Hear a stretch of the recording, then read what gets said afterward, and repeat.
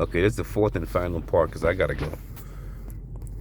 Yes, a lot of people don't understand what happened in World War II between the Japanese and Americans. Was World War II?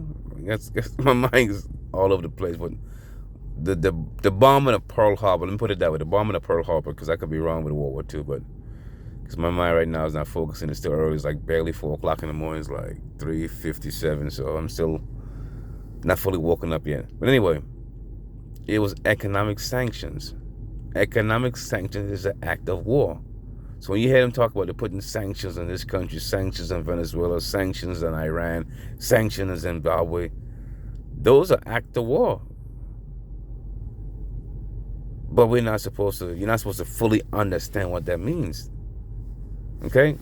But all the sanctions they put on Russia still hasn't worked. So they chose to use what they want to do to put a squeeze on Russia by destroying the pipeline. But now what they have done, the United States government have done, was show the whole world their hands of countries who were once aligned. This just happened just a couple of days ago. Who were once aligned with America. They're like, we're going to go ahead and side with the Russians now because we see what you guys are all about. So China and Brazil, they didn't vote.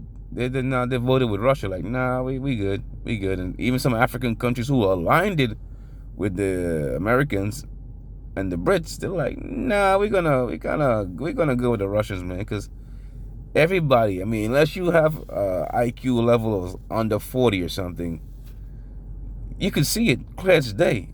I mean, I don't know why they would choose to do that. I mean, I really don't. They must have think we're back in 1956. I mean, a lot of these people who in power in Washington, a bunch of geriatrics, old people.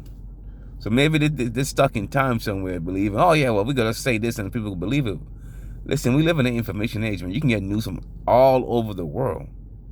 All over the world, and people are like, nah, that don't make sense. They can watch a video with this lady from Germany, and she's talking about how the economic situation over there has actually gotten worse since that incident. She said that the forests in Germany are privately owned, or they are owned by the government, which is kind of weird. You can privately own a forest, but whatever. And she said that people are going into the forests and cutting down trees for actually firewood. She said that's illegal. You're not supposed to do that. But people are doing it because they can't afford it in the stores.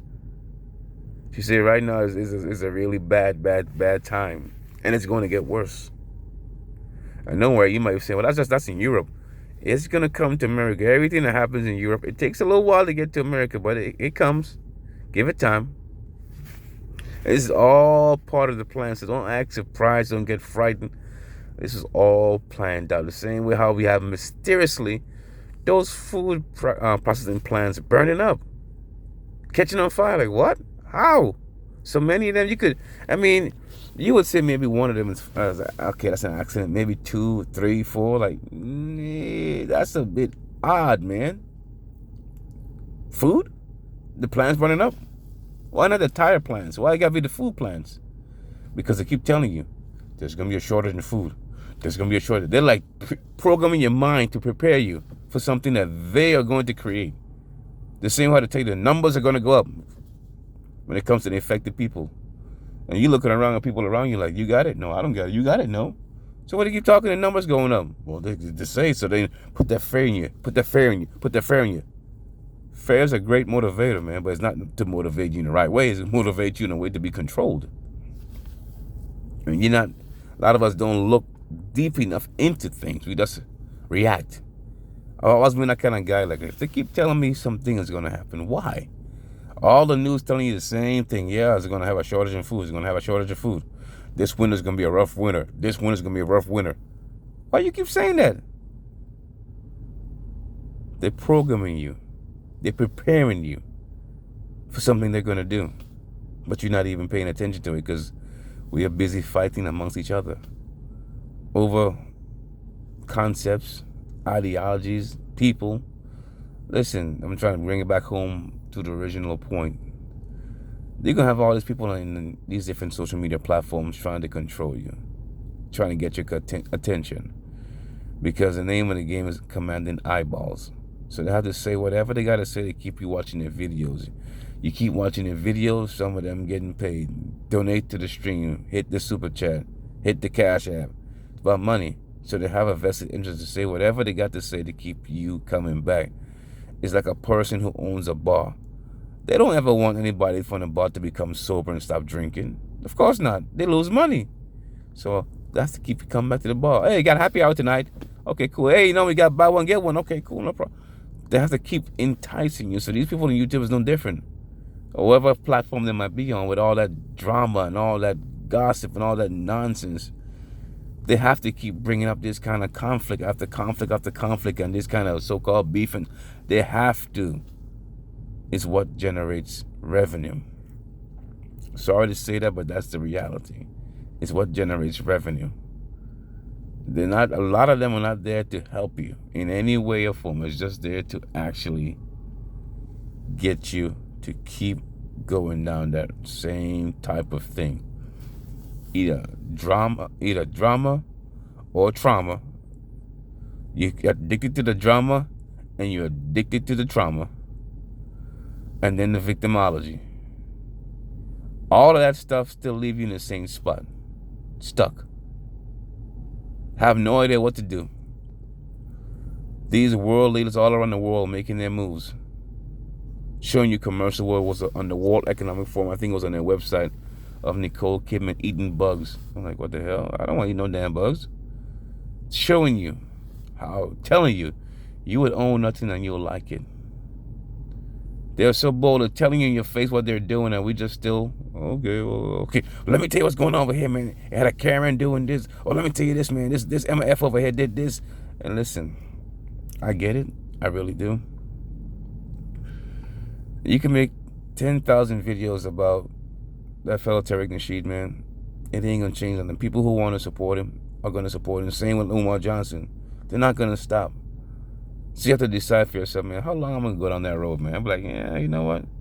I can't keep going on that road because it leads nowhere.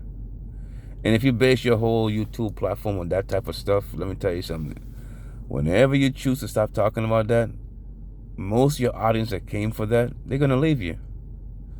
And the person you were so much against, they'll still be there doing the same thing they do. Because so many people are put in there by different agencies.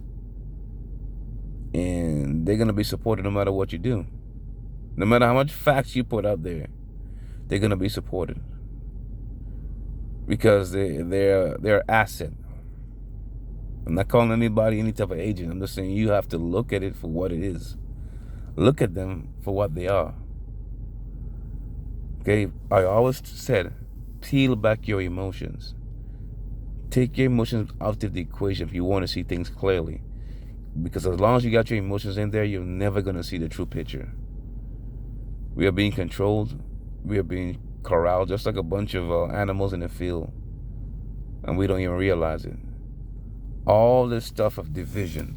If you watch the mainstream media, it's all this division, conflict. As I said, if it bleeds, it leads. You notice they never have no positive adverse. To me, don't say no, because it does have some. But most of the stories always on the mainstream is always negativity, conflicts, war, famine, crime. Why do you think that is? As much as some of us say we don't like to see that kind of stuff, you still come back to watch more and more and more. I can tell because I watch some of the content providers you guys watch every once in a while to see what they're talking about. And they're talking about the same type of garbage. Why? Because that's what you guys want to see.